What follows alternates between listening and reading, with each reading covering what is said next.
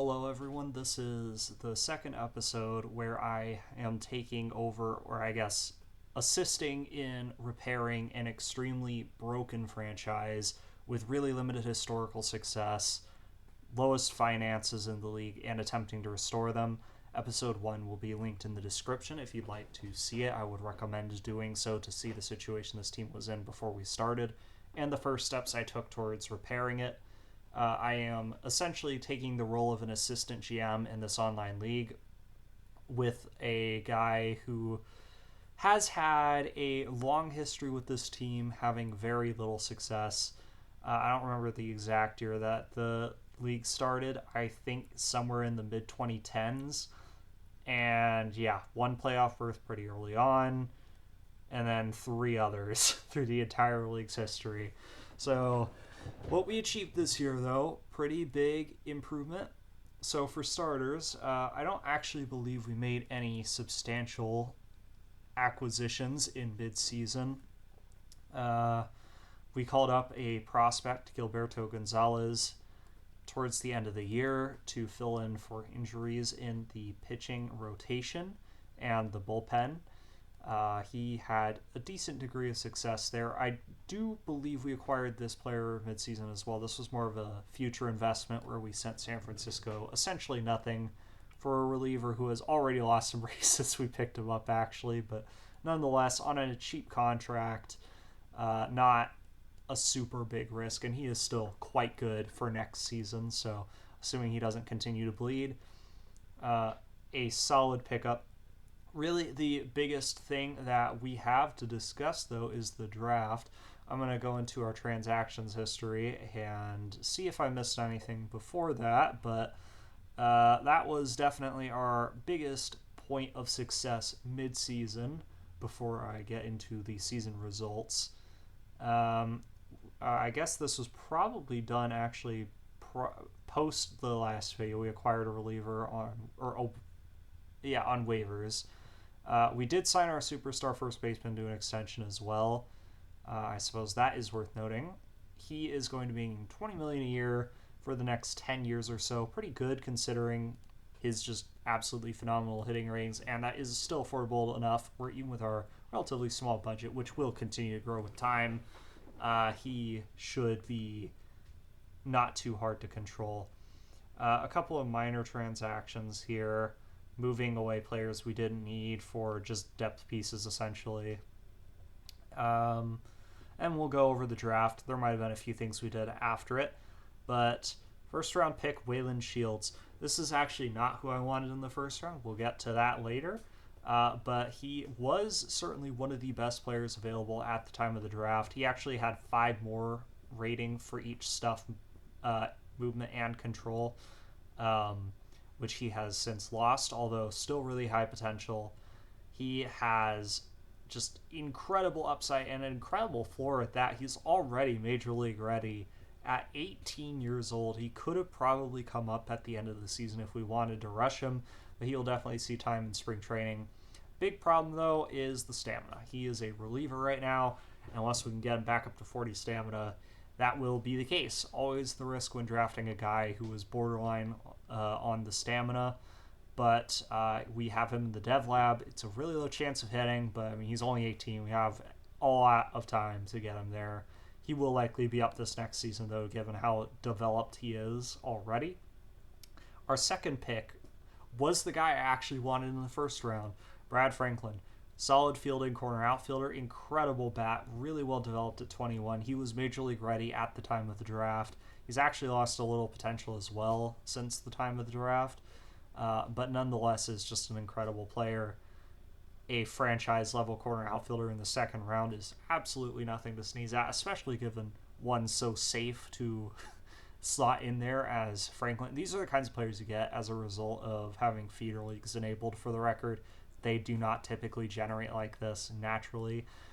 Franklin and Shields, along with others, are definitely a byproduct of that. But yeah, Franklin, just an incredibly talented player, going to be a difference maker for this org for a long time to come. Jeff Owens, kind of the same deal for third base. Maybe a little less prolific overall, but solid defense for the position, really strong bat, third round pick, and he's a guy you feel pretty confident is going to be your starting third baseman, and a very good one at that for a very long time. Supplemental third round pick. This guy used to be better at the time of the draft. Lost some ratings. Probably part of it was scout accuracy updating, but solid reliever who is likely to be an impact player at the major leagues. We got a pretty good catcher in the fourth round. He's actually a player I like more at this stage. Almost certainly going to be a starter. Defense is a little sketch. We're probably going to have to devil him a couple times, but another one of these college players that's just already pretty much major league ready. He's at least likely to be a backup, but if he fills out all the way and gets a little defense, he is a pretty good starter. And quite confident in the likelihood of him developing. Another reliever in the fifth round. This guy also lost some upside since the time of the draft, but still pretty good. First baseman. This is really more of a third baseman. Another guy with a relatively large bat, kind of contact profile, a little less prolific from this point down. That pretty much covers the draft. Just the first couple of rounds were really, really good acquisitions, essentially.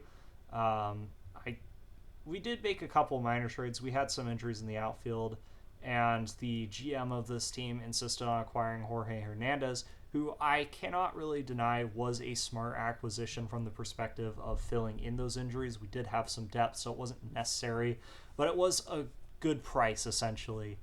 And he was a decent fit for our organization. But that just about concludes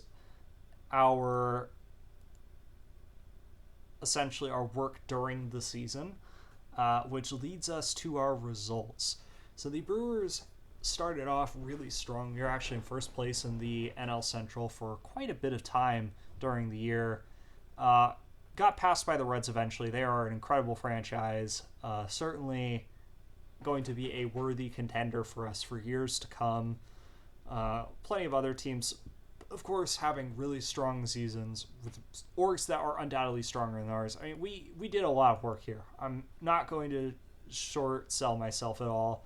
We completely transformed this organization, filled in all the holes, built up some strong spots on relatively minimal investment, and made this team just incredibly well-rounded. But in terms of the raw star power, we are somewhat lacking compared to other teams. We don't really have too many standout players on offense, and one of them is the catcher. So that holds you back a little bit compared to some of these superstar organizations with guys that have like 80 shortstop range and some really good bat to go along with it, whereas we're just running a kind of average guy at shortstop. I do suppose that is actually our one other substantial midseason acquisition. If I can locate him, Ron Bryant, shortstop, who we were originally planning to claim off waivers, but unfortunately someone with higher waiver priority got him first, so we traded. And pretty good player. Great defense for the middle infield, a solid bat to go with it. Just the kind of guy that you like to see as your middle infield backup or starting shortstop in a pinch. But yeah, anyways, on that note, that is really where our draft and our player development is going to come in handy in the future.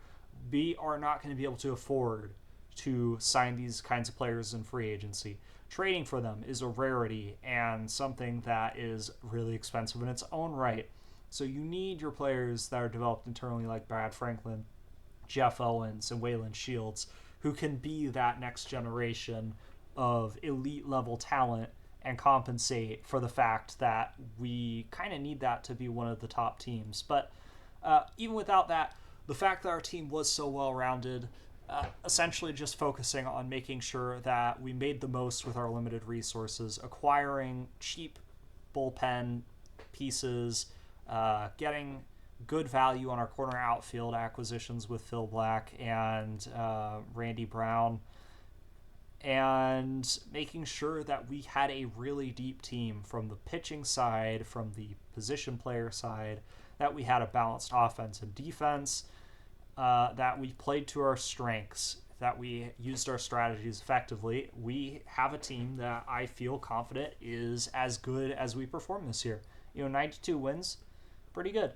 I think we were probably around there in terms of our talent. And yeah, result was a very successful regular season that culminated in a playoff run for the history books, essentially. The Brewers, in their first season under my assistant GM guidance, managed to win the World Series. If I can actually find where the playoffs button is on the league reports, that would help.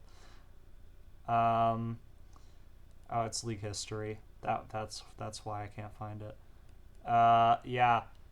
So started by taking out the Phillies. That is a team I felt we were fairly confidently felt we were better than. Still a pretty good team, but certainly on the side where they have more of the star power and a few holes that they had to contend with. Padres kind of the same deal, but obviously a better organization overall, making it to the division series, winning that series fairly convincingly as well.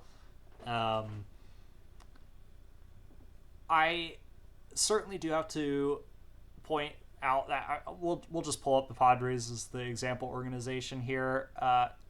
You've got players on this team that are going to absolutely kick the butt of our counterparts. Players like Pat Simpson. I mean, this guy, he runs well. He's a competent fielder. He's an exceptional hitter. He's 22. He's not done developing. He's going to be a star for a really long time. Frankie Mercer. This is another young player, third baseman, absolutely astounding bat, really strong base running. Yeah, I mean, this is the kind of thing we're contending with here. Just incredible players, but when you go to the lesser side of their organizations, you'll see some holes. Guys like Jorge Cruz, much worse than anyone we're ever going to play at the bullpen. Actually, this guy is probably a bad example because it looks like his bullpen is pretty good for the most part. But nonetheless, and another superstar caliber player here in Stan Barrett. But yeah, that's ultimately where the big difference lies between the Brewers and the top organizations in the league at this point. So anyways, Padres, probably the better team, but we still managed to eke out a win with luck and our minute advantages here and there over them. Marlins in the championship series, another really strong organization coming off a hot year. I expected the Reds to win this wild card game fully. They are just an incredible organization themselves. But the Marlins, much like us, lucking their way through as a wild card team into the championship series. We beat them pretty resoundingly there. World Series, we went up 3-0 against the Astros and then took it home. Just great to see so much success right out the gate. I do want to emphasize that while this is certainly an incredible result, it is not necessarily as indicative of the health of our organization as the regular season results. But the regular season results are about as good as you could reasonably hope for taking over a team in an online league, I think, and trying to rebuild an organization that has just not had much going for its success historically. So thanks to our winning, we have seen a substantial fan interest boost, as you typically would expect to see. We're going to be able to crank our ticket prices, get more revenue coming. I mean, you look at the accounting, the playoff revenue that we grossed, it was $20 million. That is quite a bit of money, as it turns out. So our budget's up $12 million for the next season. We expect to see it continually grow going forwards.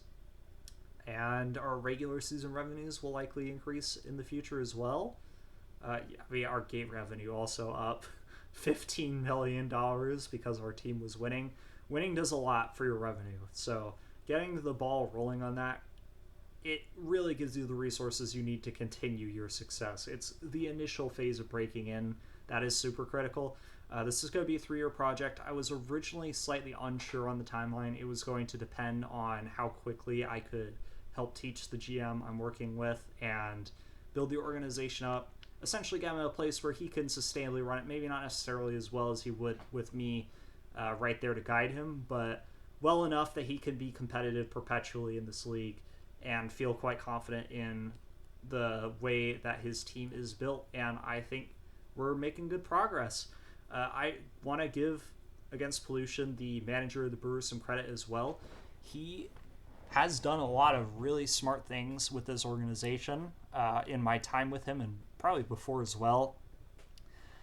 Just ultimately a couple of small mistakes he was making that led to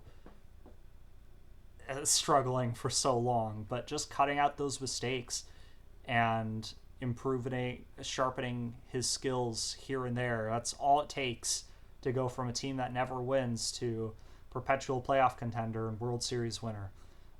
For the record, this is more success in the playoffs than I've ever had in my own online league, so it just goes to show how much of a crapshoot it ultimately is in the playoffs. But yeah, this 92 win number, I expect to see that increase with time as we have the opportunity to acquire more core players and continue fleshing out the depth of our organization, building a sustainable winning team. And yeah, I mean, especially given how well he drafted, I'm pretty confident that he's going to be able to handle keeping that core intact and replacing it when the time comes. So it's going to be exciting to see where these Brewers come next. I will check in again with you guys at the end of the off season when we have all of our major transactions completed, and then we'll essentially do this each time. I'll have a check in at the beginning of the year so we can see what moves the team made during the off season, where we're typically going to be the most active doing things, Rule 5, free agency, trades, etc. And then again at the end of the season like this to see the results of the year, check in on the draft, and any mid-season transactions we may have made. Thank you guys all for watching. I hope that you're enjoying this, and once again, let me know if you have a team you would like to submit to me to potentially give a look to as well. I'm particularly interested in grabbing an offline team that is in a worse position than the live A's. So if you got one that might fit the bill, do let me know. And I'll see you guys on the next one.